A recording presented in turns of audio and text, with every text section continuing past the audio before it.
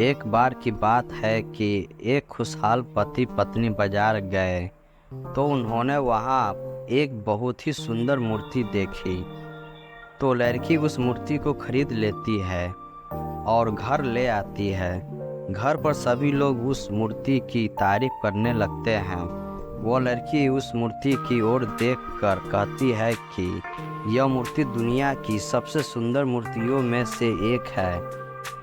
इतने में उस मूर्ति से आवाज़ आती है, मैंने तो सिर्फ एक मामूली पत्थर था, लेकिन पत्थर से मूर्ति बनने तक मुझे बहुत सारी चुनौतियों का सामना करना पड़ा। क्या आप इस सफ़र के बारे में जानना चाहते हो? लड़की डर जाती है और बोलती है, नहीं। तब पत्थर अपनी कहानी सुनाता है। एक मूर्तिकार था जो बहुत ही सुंदर मूर्ति बनाता था। वह मूर्ति बनाने के लिए कुछ पत्थरों को चुनता है और उन्हें घर ले आता है। जब मूर्तिकार पत्थर को मूर्ति बनाने के लिए उस पर छेनी और हथौड़े से वार करता है तो पत्थर के अंदर से दर्द भरी आवाज़ आती है, आह, मुझे बहुत चोट लगी है। तो मूर्तिकार उस पत्थर से कहता है, अभी थोड़ा दर्द सहल कर लोगे तो आगे चलकर लोग तुम्हारी पूजा करेंगे। फिर मूर्तिकार जब पत्थर पर फिर से छेनी हथौड़े से काम करता है तो वह पत्थर टूटकर बिखर जाता है। फिर वह मूर्तिकार दूसरे पत्थर उठाता है और जब उस पत्थर पे छेनी और हथौड़े से वार करता है तो दूसरे पत्थर के अंदर से भी दर्द भरी आवाज़ आती है, आह, मुझे बहुत चोट लगी है। तो मूर्तिकार उस पत्थर से कहता है, अभी थोड़ा दर्द सहल कर लोगे तो आगे चलकर लोग तुम्हारी पूजा करेंगे। तो वो पत्थर कहता है, ठीक है, तुम अपना काम करो, मैं दर्द की परवाह मत करो। फिर वह मूर्तिकार उस अपना काम करता है और पत्थर को अच्छा आकार देने के लिए उस पर छेनी हथौड़े से प्रभाव करता है और पत्थर रोता रहता है लेकिन टूटता नहीं है।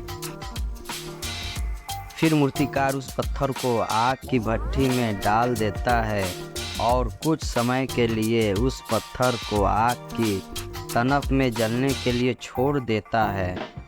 उसके बाद मूर्तिकार उस पत्थर को और अच्छा आकार देता है और उस पर कलर करता है और यह सब दर्द पत्थर बर्दाश्त करता है। तब जाकर एक पत्थर मूर्ति बनता है और फिर कुछ लोग उस मूर्ति को खरीदने के लिए उस मूर्तिकार के पास आते हैं और मूर्ति को खरीद लेते हैं।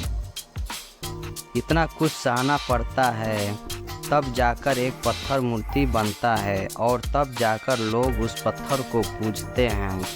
इसी तरह जब एक पत्थर को भी अपने आप की पूजा करने के लिए छेनी हथौड़े और आग की भट्ठी में जलना पड़ता है तो फिर एक इंसान को भी खुद को सफल बनाने के लिए मेहनत की भट्ठी में झोंकना पड़ेगा।